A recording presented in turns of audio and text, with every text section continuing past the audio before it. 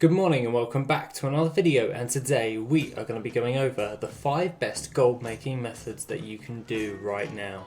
Now just stick around and enjoy the video. Okay, so today we're going to be going over the 5 best gold making methods that you could actually do on a daily basis, as well as doing on like weekly, and also in general some of the best methods to get yourself started or even to progress within your gold making rotations.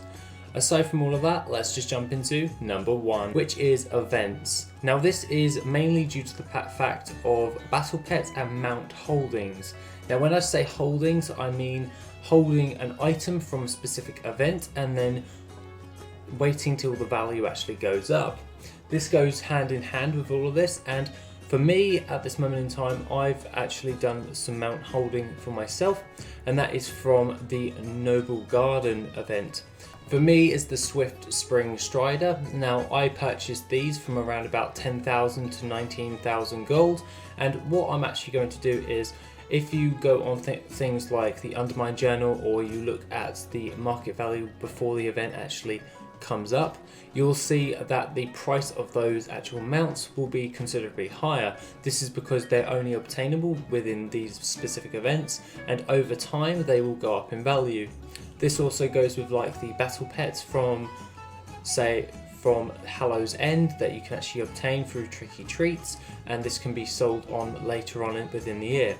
Typically it's around about holding it for around about 3 months and then reselling it for a profit. Now for me, with the Swift Spring Striders, I'll be basically buying the mounts, which I have done. I've got at least 31 of them in my guild bank. And what I'm actually going to be doing is I'm going to be waiting until nearly the middle of summer before I actually start selling these on. This is when people will be able to actually buy these for an increased price, and therefore I will make additional gold through that. You can do this most predominantly through like the Winter Veil event for the Minion of Grumpus, as the Minion of Grumpus does drop significantly in value, and then after a few months after Winter Veil, then the price of that mount will actually increase. That being said, that is the premise of event-based gold making. Now coming in at number 2, and at no surprise, is daily gathering rotations. Now daily gathering rotations is pretty much exactly what it says on the tin. What you'll be wanting to do is pick a few farms in which you can actually do. Now for instance, if you pulled up WorthIt, you could also go into herbalism, mining and skinning, and within there you pick the top, let's say top two of each of herbalism, mining and skinning, or even the multi-farms one. They do considerably go for higher gold. And what you'd be wanting to do is do like an hour or 2 hours a day of that particular farm, and then change it to the next farm for the following day. This means that you can rotate within your variety of different types of farms that you're doing each and every day, expanding yourself into the marketplace in loads of different materials. So if one material doesn't sell one day, you've also got the others that will sell that day. So you've always got a nice steady stream of gold coming in, even though you're doing multiple different farms. This is how I like to do this approach, and it works quite well. However, if you are doing current content based, so like Shadowlands-esque farms, then you may want to bump that up to around about at least 3 days a week for that.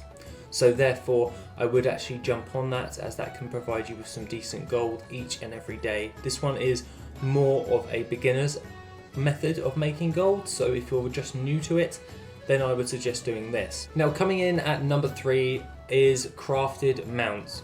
Now crafted mounts takes quite a little while in order to set up, but it is definitely well worth your time. This is where you'll be learning either engineering, jewel crafting, and an array of different types of professions in order to craft their specific mounts.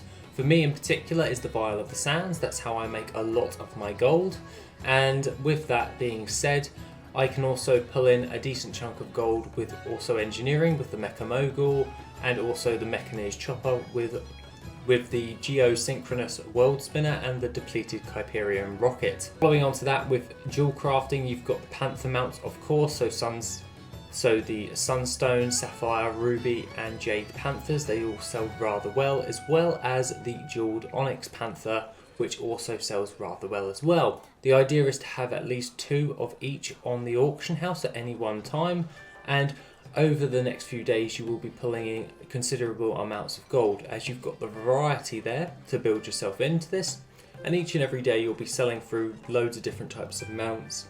And alongside that, if you pair this with alchemy and its transmutation masters for living steel, the actual gems that you are actually used, and also other different types of transmutes that you can do to reduce the price of certain specific mounts, this can greatly increase the amount of profit potential that you're going to be getting from this. Doing daily crafted mounts has always been my go-to and always been my baseline for making gold, because I know that that market works.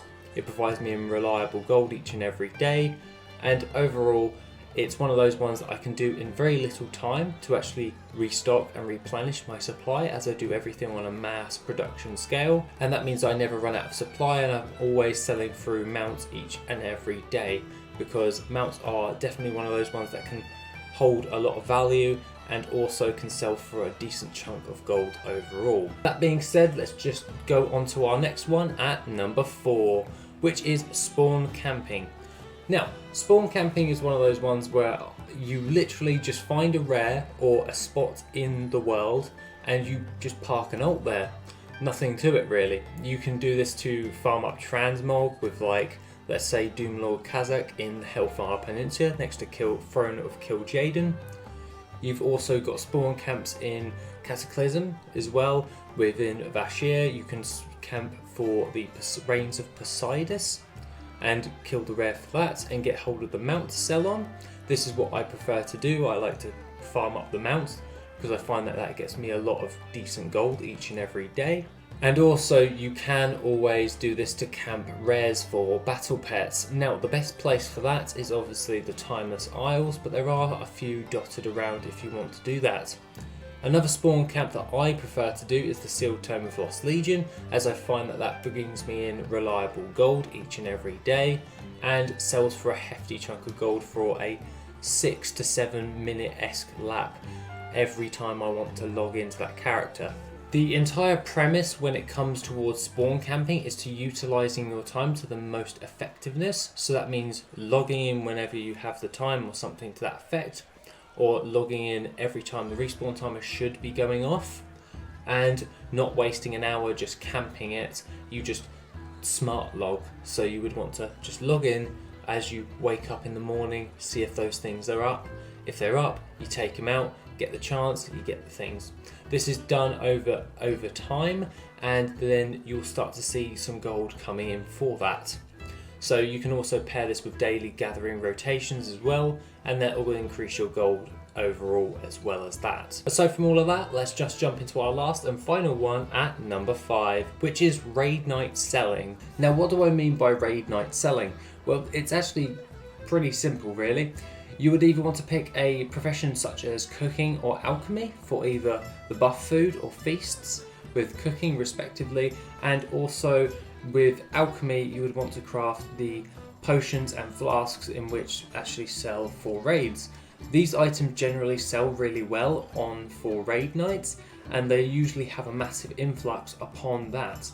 Now what do I mean by raid nights? I mean literally the day of reset and also the weekends. That's when most predominantly people will be start raiding, and therefore the prices and the demand for those actual products or items will actually be in a high demand, and therefore you'll want to cater towards that. One thing you may want to know about raid night selling is if you buy your materials a few days prior to that, the materials will be a lot less, and therefore you can increase your gold, as that makes you to be able to become more competitive upon a raid night when all of the stuff is highly inflated for that.